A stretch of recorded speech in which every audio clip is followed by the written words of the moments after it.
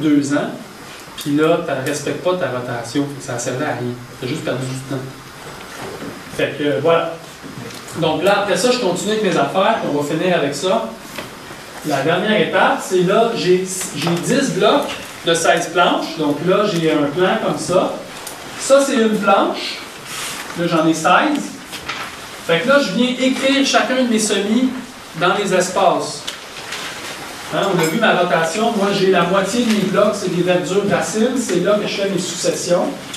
Donc là, mettons, je suis dans le jardin numéro 2. Donc, verdure racine, là, je me dis, bon, j'ai un mesclun le 15 avril, je le mets là. Puis là, oups, j'ai rajouté une autre donnée ici, qui est le 10 juin. Ça, c'est la date que j'ai fini de récolter. Ça, j'ai besoin de le savoir parce que ça me dit quand est-ce que ma planche est libre pour pouvoir, après ça, produire un autre semis qui va venir le succéder. Cette information-là, nous autres, on l'a calculé dans... Oh, ça, c'est trop loin de revenir. Le tableau sur le calcul de la production. Non, le tableau sur quels légumes choisir. Il y avait une colonne qui disait nombre de jours au jardin. Vous vous souvenez, j'en ai parlé?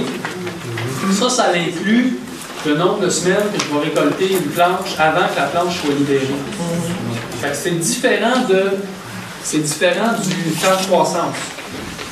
C'est avec cette date-là que je viens mettre un trait. Je dis, bon, planche de mesclun, c'est 30 jours, je vais récolter 2-3 semaines, 4 semaines. Après ça, elle est libre. Puis là, je me fais un trait. Puis là, ça me dit qu'au 10 juin, cette planche-là est libre pour avoir une autre succession. Fait que là, je descends toutes mes semis, puis j'essaie de les mettre où je peux, où il y a des trous. Puis là, j'ai des regroupements que je fais à ce moment-là. Je vous ai dit, par exemple, que mes lignes d'irrigation j'arrosais 4 planches pour les semis en plein sol. Donc là, carottes, betteraves, navets, je les ai mis les 4 l'un à côté de l'autre. Parce que là, ça va être logique, là. Sinon, si je le mets là, puis là, ben là, c'est quoi? Je vais avec ma hose arroser une planche, puis là, je vais me déplacer à l'arroser une autre planche. Non, je vais perdre du temps. Fait que là, je pense à ça tout à l'hiver, puis là, je me planifie de même. Si je le sais que ces cultures-là, ils ont besoin d'être couverts par un voile thermique, ben, j'y regroupe, comme ça, le même voile va couvrir tout le monde. C'est le genre de réflexion qu'il faut avoir parce que ça fait une grosse différence de l'efficacité quand tu es rendu à travailler dans le champ. S'il faut que je fasse mes semis en plein sol, bon, ben là, je vais dans ma brouette, je vais amener toutes mes semoirs, toutes mes semences, ma balance, mes affaires, je vais aller à une place, puis je vais revenir. Je ne me promènerai pas partout dans le jardin. Ça va, vous suivez? Là, si vous regardez un peu ce que j'ai fait, on va se rendre compte, par exemple, que là, j'ai planifié ma saison comme ça.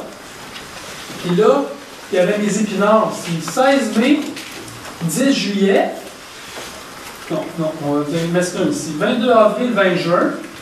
Puis là, j'ai planifié des carottes après. 23 juin. Là, je suis à l'été.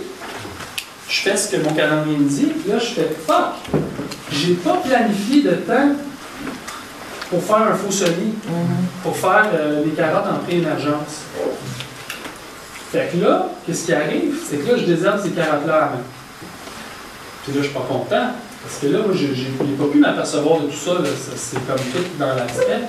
Fait que c'est pour ça que je dis qu'il ne faut pas faire d'erreur. Parce que quand on fait cette erreur-là, ça se traduit par une erreur au jardin à l'été. Donc là, par exemple, ces carottes-là, ben, ça a été plate, mais j'ai pas pu faire un faux semis. Fait que là, il faut planifier les faux semis, il faut planifier le temps si je veux avoir une bâche qui manque les deux.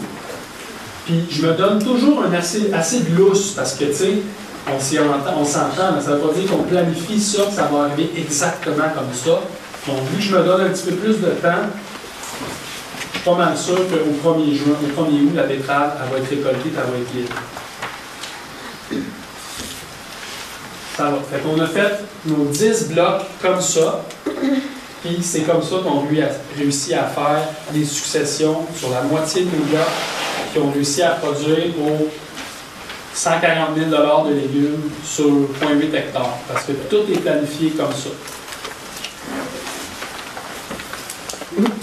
On prend une pause, puis on répondra à des questions, puis on en parlera plus si vous voulez après.